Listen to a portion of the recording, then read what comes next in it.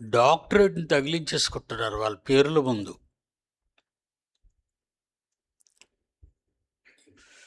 అందులో తగిలించుకున్న వారిలో ఒక ఆయనకి ఆల్రెడీ వార్నింగ్ ఇవ్వడం జరిగింది. ఎవరు నాయనా?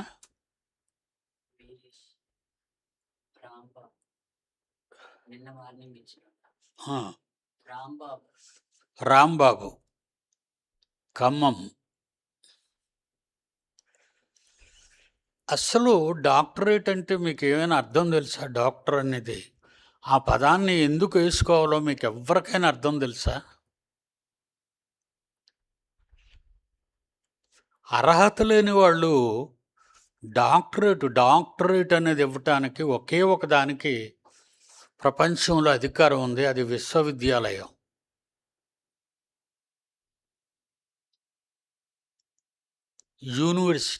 యూనివర్సెస్ మంది. Bible open universes. మీకు ఈ డాక్టరేట్ అనే యోగ్యతా పత్రం ఎప్పుడు ఇవ్వబడుతుందంటే బైబిల్లోని ఒక విషయాన్ని తెలుసుకొని దాని మీద పరిశోధన చేసి ఆ పరిశోధన దేనిని బట్టి మీరు చెయ్యగలిగారో not less than 100 papers, not less than 100 papers, 100 కాగితాల మీద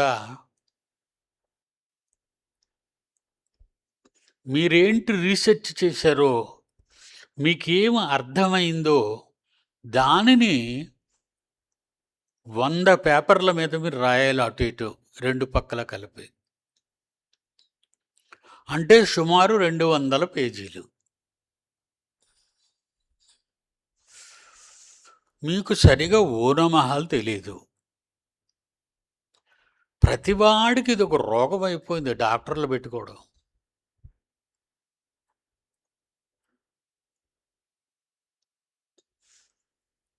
మీరు ఆర్టికల్ రాసిన తర్వాత ఆ ఆర్టికల్ని తీసుకొని మీ జోనల్ డిప్యూటీ డైరెక్టర్ దగ్గరికి వెళ్ళాలా?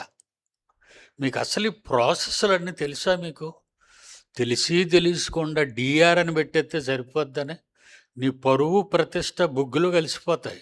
ఎవడైనా సరైనడు పట్టుకున్నాడంటే నీకు డాక్టరేట్ ఎలాగొచ్చిందని, నీకు డాక్టరేట్ ఎలాగొచ్చిందని అడిగితే ఏం చెప్తావు నీ మొహానికి? వీడి బైబిల్లో నీ ఇష్టం వచ్చినట్టు చెప్పాడు అనుకున్నావేంటి?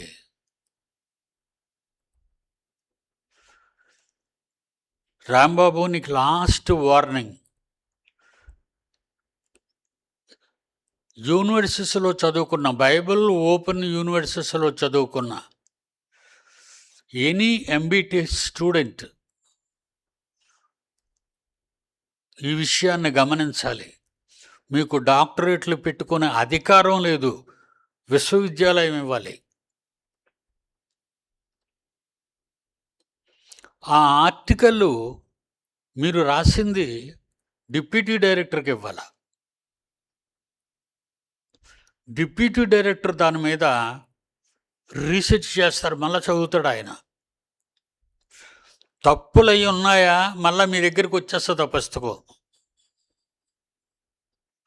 తప్పులు లేకుండా బాగా ఉంటే దాని మీద తన ఒపీనియన్ రాస్తాడు డిప్యూటీ డైరెక్టర్.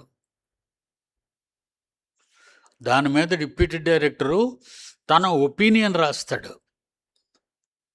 ఆ ఒపీనియన్ ఓకే అయితే అప్పుడు జాయింట్ డైరెక్టర్ దగ్గరికి వస్తాయి, ప్రసన్నబాబు దగ్గరికి. జాయింట్ డైరెక్టర్ కూడా చదివి అప్పుడు డైరెక్టర్ గారికి పంపుతాడు. అంటే నా టేబుల్ మీదకి వస్తుంది ఫైనల్గా.